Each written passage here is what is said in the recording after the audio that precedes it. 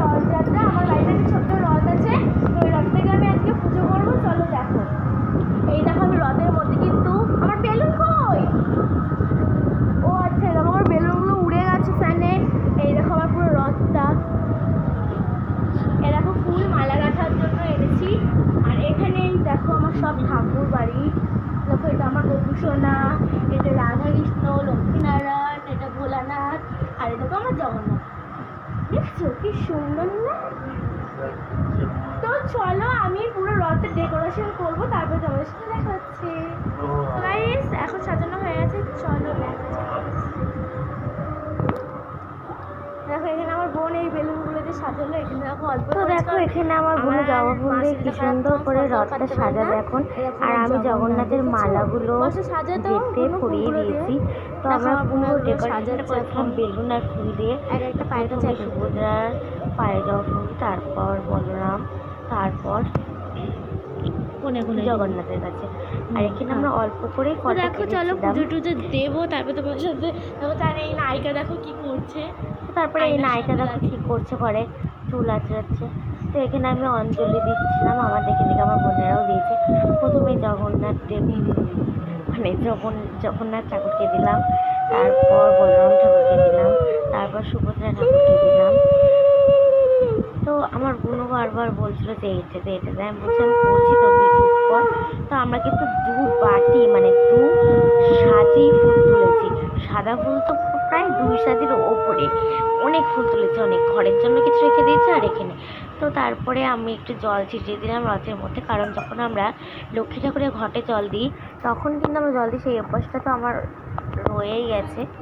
তো এখন আমি আরতি করছি এখানে। আরতি করতে না আমার খুব ভালো লাগে এবং দেখতে তো আরও খুবই সুন্দর লাগে। যেসব বড় বড় গোসাই বাড়িতে যেগুলো আরতিগুলো হয়, তারপর দুর্গা পুজোয় যে আরতি হয়, কালী পুজোয় যে আরতি হয়, ওই আরতিগুলো কিন্তু আমার দেখতে ভীষণই ভালো লাগে। তারপর আমি ধূপদানি দিয়েও আরতিগুলো করে দিলাম। আর আমার ভাই দেখো ওই দিক দিয়ে আসতে আমার বোনও নিয়ে আসলো। তো দেখো ফুল ডেকোরেশনটা কেমন লাগছে তোমরা কিন্তু বলো। তো ওইখানে আমি বলছিলাম হে কৃষ্ণ করুণা সিন্ধু দীনবন্ধু জগতবারী গোপিতাকান্ত রাধাকান্ত শ্রীকৃষ্ণ, ও সরি গোপিকাকান্ত রাধাকান্ত নমস্তে চাই কেন একটু, মানে আমি যেটুকুনি পারি সেইটুকুনি ভুল হলে মাফ করে দিও। তো ওইখানে আমি তারপর নমস্কার করে চলে গেলাম। এবার আমার বোনেরা আসবে।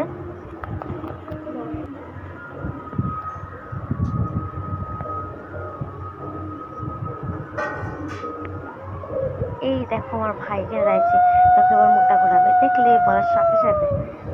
ওর নাম শুভা মাম্মা। এরপর আমাদের মানে রথটা দেখে সবাই ভাবছি কি সুন্দর রথ, কি সুন্দর রথ।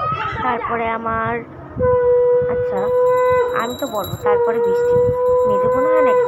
ঠিক আছে তোমরা কমেন্টে বলে দিও যে বড়োর পর মেজো হয়।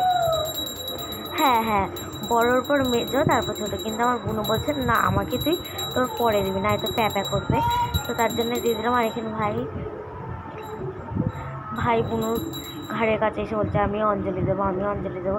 যেহেতু এখনও কথা শিখিনি, দিদি, মাম্মা, মা, তারপর দাদা এইসব বলে ডাকতে পারে। তো বলছে না আমি দেবো।